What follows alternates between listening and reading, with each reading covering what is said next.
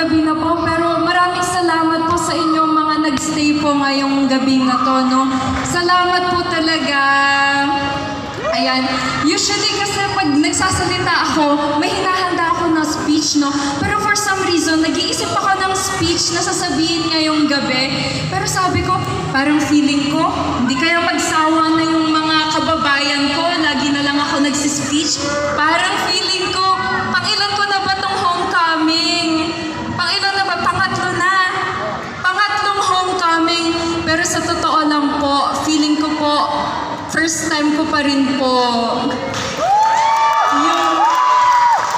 Yung warmth, yung love, yung supportan niyo po, hindi po nagbago. Sa totoo lang, mas umigting pa nga po talaga yung pagmamahal niyo po sa akin.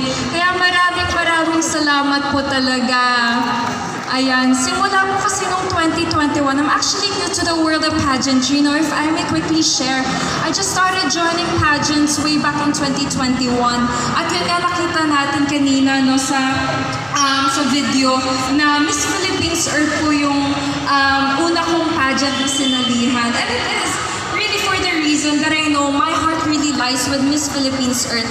At ikaw ba naman ang lumaki at na-witness ang isang makakalikasang bayan? Sino ba namang hindi mag-iisip no, na sumali ng pageant na towards protecting the environment and the promotion of nature? So palakpakan po natin ang bayan ng Siniloan sa pagiging makakalikasan. Dahil po sa experience ko nung kabataan ako, yun po yung nag-push talaga sa akin para mag-join, no? Mag-join ng Miss Philippines Earth. At hindi ko man po napanalunan yung crown noong 2021 on a virtual setup. I did not stop from there. I went back to Miss Philippines Earth 2023 and finally won the crown to represent the Philippines. At syempre, ang nirepresent ako pa rin na bayan ay yung Siniloan.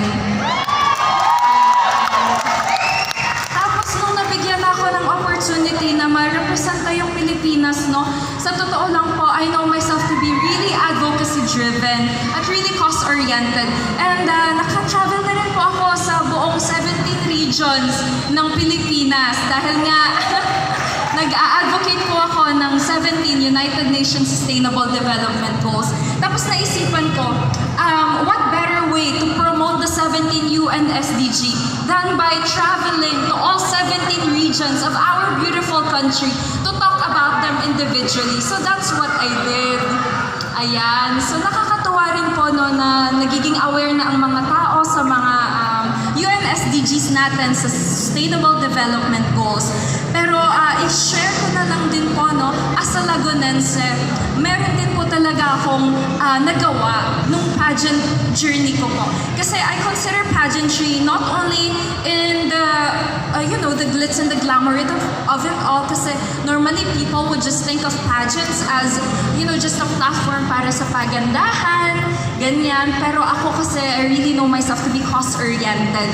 So, I've always been ardent, I've always been committed to promoting the tourism, to promoting the nature, to promoting the people. So, nung binibini po ako, when I represented the entire province of Laguna, ako kasi ma-travel talaga ako, feeling ko nga Dora na talaga ako. Kasi sobrang committed ko po talaga na makita talaga lahat ng mga, yung mga off the beaten path ba, na mga jewels, na mga gems ng iba't ibang municipalities. So I've also been to all 24 majestic municipalities and all 6 captivating cities of our beautiful province, Laguna. Ayun, syempre nandito rin si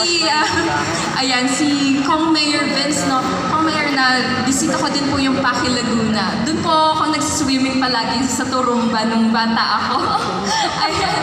At yun, nabanggit din po ni Kong Ruth kanina, no, na sana definitely maaasahan niyo po ako na patuloy pa rin i-promote ang bayan ng Laguna, ang probinsya ng Laguna, bayan ng Siniloan, bayan ng Pakil at mga karatig na bayan po, no, para sa ating kaunlaran at sa ating sustainable development.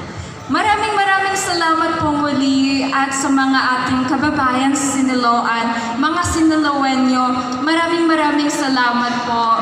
At for some reason, no, speechless talaga ako today. bahay, nakita ko yung mga tao nung nagparada ko. Sobrang grabe yung warm, yung welcome, yung love, yung suporta na pinakita niyo po sa akin. Kaya naman, yung ngiti ko rin, hindi din talaga mawala sa mukha ko. Ngingiti at ngingiti ako kahit anong pagod. Kahit anong pagod pa yan. Kung ang ating mga, kung ang ating mga leader nga dito, hindi napapagod, nangingiti pa. Ano pa ako, diba? So, nakakatawa sa inyo po mga hardworking Siniloeños. Maraming salamat din po sa aking pamilya, sa Team Halayhayin ko po, sa mga tumulong po ngayong araw na to, sa PNP, sino pa ba? Lahat po ng mga tumulong po ngayong araw na to para ma-pull off po ng bonggang-bongga ang grand homecoming ko. Maraming salamat po sa inyong lahat. Mahal na mahal ko po kayong lahat. Mahal na mahal ko po. Tapos i-share ko lang din, no, actually nung nanalo na ako ng Miss Earth Air, hindi ko pa talaga na-express yung gratitude ko talaga ng buong buo at hindi pa ako nakakaiyak sa katuwaan. Pero kanina, nung nasa float ako, dun po ako first time umiyak after I was crowned Miss Earth Air. Sobrang na-touch po talaga ako. Maraming salamat po talaga. Yun lang po yung masasabi ko. Thank you po again at isang makakalikasang gabi po.